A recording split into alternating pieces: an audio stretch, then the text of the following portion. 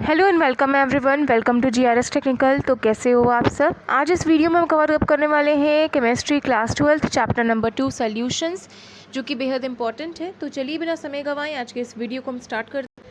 ये सारे जो क्वेश्चंस आज मैं आप लोगों को बताने वाली हूँ और आंसर्स वो बोर्ड और नीट दोनों पॉइंट ऑफ व्यू से इंपॉर्टेंट है। तो चलिए इस वीडियो को हम स्टार्ट करते हैं। तो आज का सबसे पहला क्वेश्चन है हमारा, the molarity of pure water is dash. तो इसका करेक्ट आंसर हो जाएगा the molarity of pure water is 55.5 moles per KG. अब ये हम लोग कैसे फाइंड आउट करेंगे, तो हम लोगों को 1000 को डिवाइड करेंगे 18 से, और ये जो 18 है वो डिवाइड होगा केजी ऑफ सॉल्वेंट से। तो इसका करेक्ट आंसर आ जाएगा 55.5 मोल्स पर केजी। तो हम यहाँ पे लिखेंगे 55.5 मोल्स पर केजी।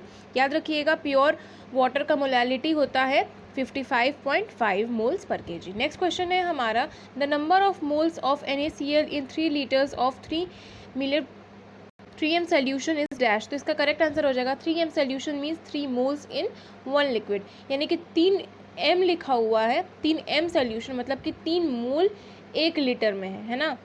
तो उसी तरीके से अगर हम यहाँ पे देखेंगे तो 3 इंटू 3 कितना हुआ, 3 इंटू 3 9 हुआ, 9 मोल मतलब कि 3 लीटर है ना।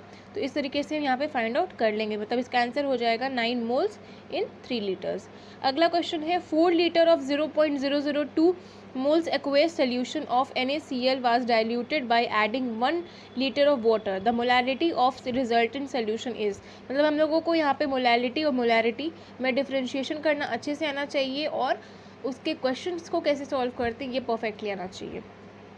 एनीवे यहाँ पे इसका करेक्ट आंसर हो जाएगा 0.016। ठीक है, अब कैसे आया इसको मैं आप लोगों को बता रही हूँ। सबसे पहले हम लोग m1v1 is equals to mv2 करेंगे, उसके बाद 0.02 into 4 is equals to m2 into 4 + 1 करेंगे, तो m2 इज इक्वल्स टू 0.08 हो जाएगा बाई 5। उसके बाद इसको अगर हम लोग डिवाइड करेंगे तो हमारा करेक्ट आंसर कितना आ जाएगा, तो 0.016 आ जाएगा। इट मीन्स कि 0.016 हमारा करेक्ट आंसर हो जाएगा। अगला क्वेश्चन देख, नेक्स्ट क्वेश्चन है हमारा, low concentration of oxygen in the blood and tissues of people living at high altitude is due to dash. तो इसका करेक्ट आंसर हो जाएगा, low concentration of oxygen in the blood and tissues of people living at high altitude is due to low atmospheric pressure. Low atmospheric pressure के कारण ऐसा होता है।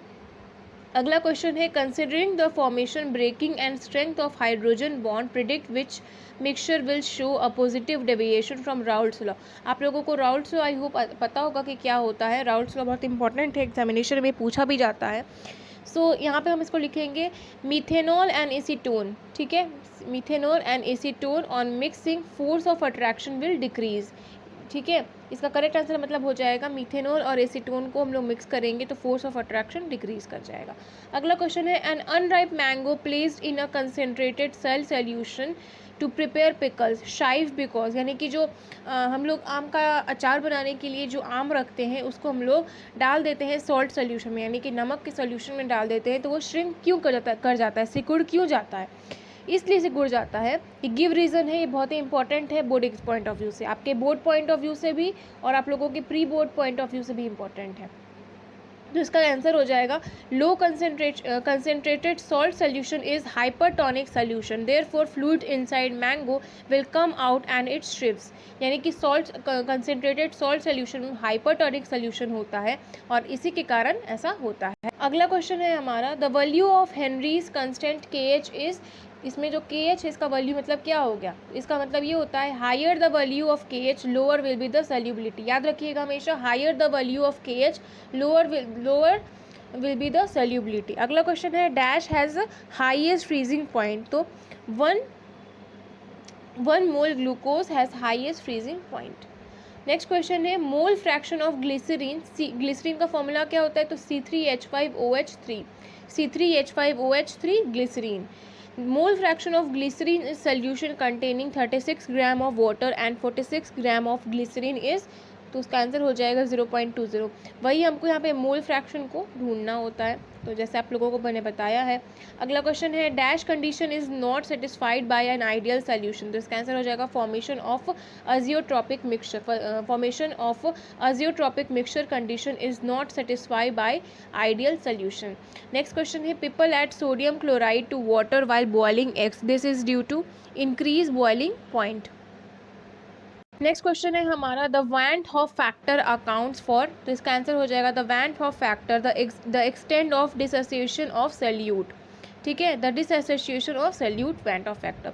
Molar elevation constant depend upon nature of the solvent, तो इसका answer हो जाएगा the molar elevation constant depend upon the nature of the solvent. अगला क्वेश्चन है the process use for desalination of water is, तो इसका आंसर हो जाएगा रिवर्स एस्मोसिस। ये आपसे क्वेश्चन पूछा भी जा सकता है, डिफाइन रिवर्स ऑस्मोसिस, तो आप लोग लिख सकते हो।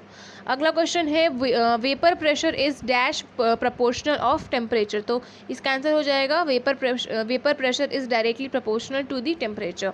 Ethylene glycerol is used as antifreeze. A person suffering from high blood pressure should take less common salt why, यानी कि अगर किसी इंसान को बीपी की बीमारी है यानी कि ब्लड प्रेशर की बीमारी है तो उसे नमक कम खाना चाहिए। ऐसा क्यों होता है? क्योंकि कॉमन सॉल्ट कंटेन्स Na+, यानी कि उसके अंदर सोडियम और क्लोरीन भरा हुआ हो, which increase osmotic pressure of blood therefore increase BP, यानी कि सोडियम जो अगर हम खाएंगे, अगर हमको हाई बीपी है तो प्रॉब्लम क्रिएट हो सकता है, हाई बीपी में नहीं खाना होता है।